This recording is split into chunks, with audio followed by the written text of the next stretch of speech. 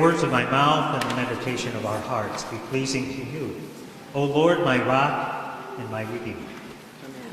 Amen. So in our gospel today, we see two pregnant women coming together, a somewhat ordinary visitation, with the elder Elizabeth, pregnant with John, and young Mary, who is pregnant with Jesus. But we can immediately see that these are not two ordinary women. Women at that time were subordinate to men and had limited rights and opportunities. They were often excluded from religious and public life, and their primary roles were that of wives and mothers. Women could be divorced very easily by their husbands for the smallest perceived infraction. And widows, who were at the mercy of the scribes to manage their affairs if they didn't have any sons with whom they could live. But these were extraordinary, especially given the time, and I would say that Mary is the most extraordinary of the two. And I agree with others who suggest that Mary is a prophet of resistance and divine disruption.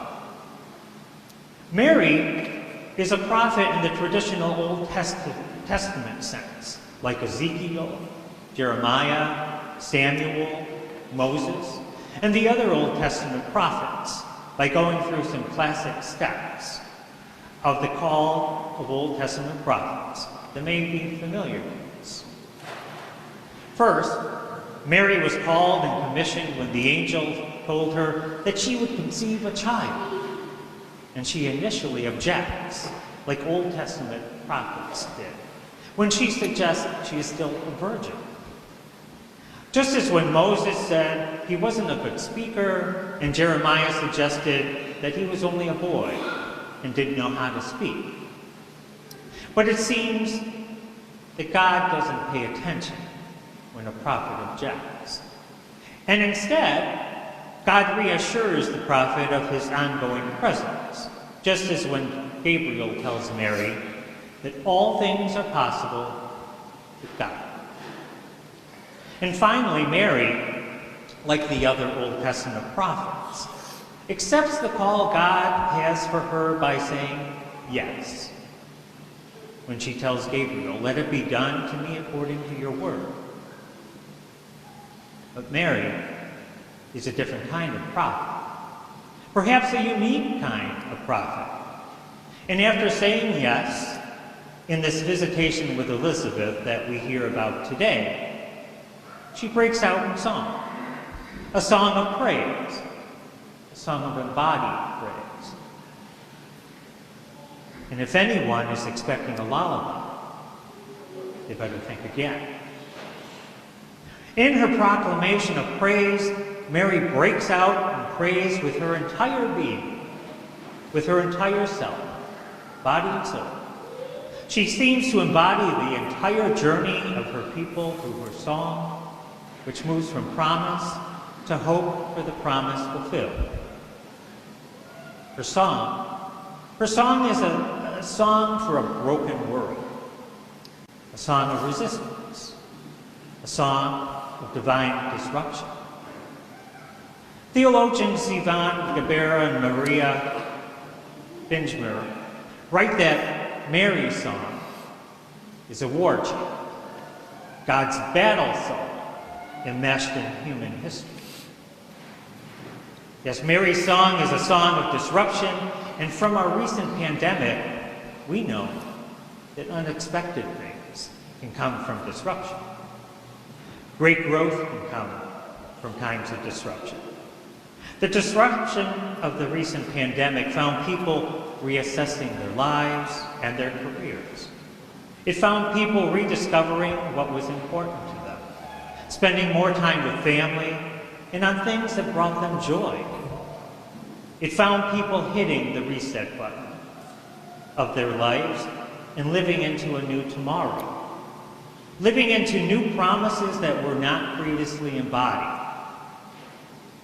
And even some of us embarked on a new path of formation and ministry.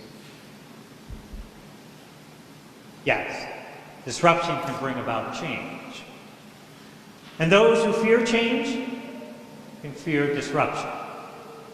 It was reported that the government of Guatemala in the 1980s, the government of India during British rule, and the government of Argentina during the dirty war of the 70s and 80s banned the recitation of the Magnificat when they feared being overthrown by the people. Mary's message in her song was considered too empowering to those with nothing to lose, because they already knew of their true place in God's loving care and God's calling on the disruption found in her song. Today, we see the world's brokenness, the poor, those who are on the margins, those who are unhoused or lived on the streets, those who struggle with health concerns and health care, those who are hungry, those who are lonely, those who come to this country seeking shelter, new vision, and safety, those who are powerless or oppressed. The list of God's people goes on. Yet Mary's song is about lifting up the lowly. It is a song of praise to God who shakes up the status quo. God who lifts up the humble like her, chooses her, a God who says yes to her, to be the bearer of God's Son. A God who lifts up the humble to make God present in the world. Mary's song proclaims a new rule of love, a new rule of justice, and she sang her heart out. To say that through God's action, through this divine disruption, the social hierarchy of wealth and poverty, power and oppression, is to be turned upside down. Her words describe a day when the powerless will be glorified and lifted up. She proclaims that a new social order of justice is at hand through this disruption. We have much to learn from Mary as a prophet, and especially as a prophet of disruption. While she had her own unique task that God called her to, the prophetic call extends to us all. God continues to say yes to us. God invites us to a call unique of our own and promises to always say yes to us and to always be with us. And our task is to respond by saying yes, yes, yes. It is time for us to uncover for ourselves that great disruption that is announced in Mary's song of praise.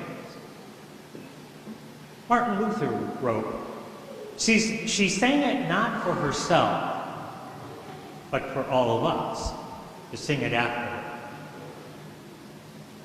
God's powerful vision, as proclaimed by Mary, demands our action, and it summons us to build a world in which justice and love are expanded.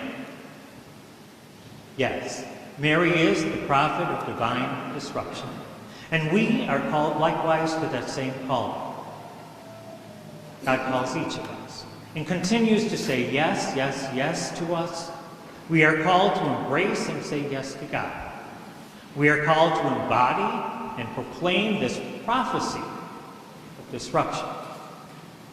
We are called to proclaim this, our great deep gratitude for what God has done in history and in our own lives, to help raise the lowly and fill up the hungry, to recount this promise made to our ancestors.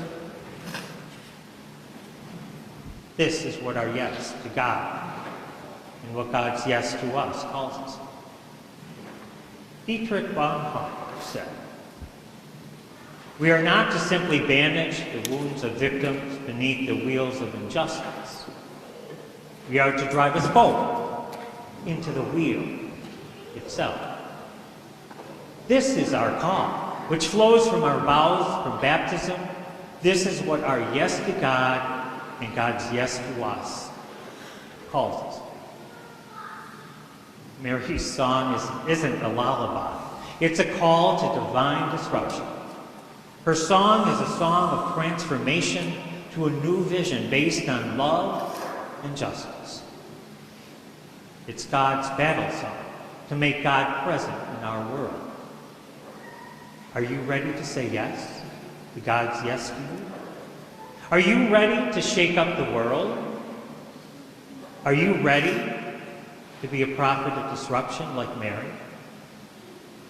It all starts by simply saying yes.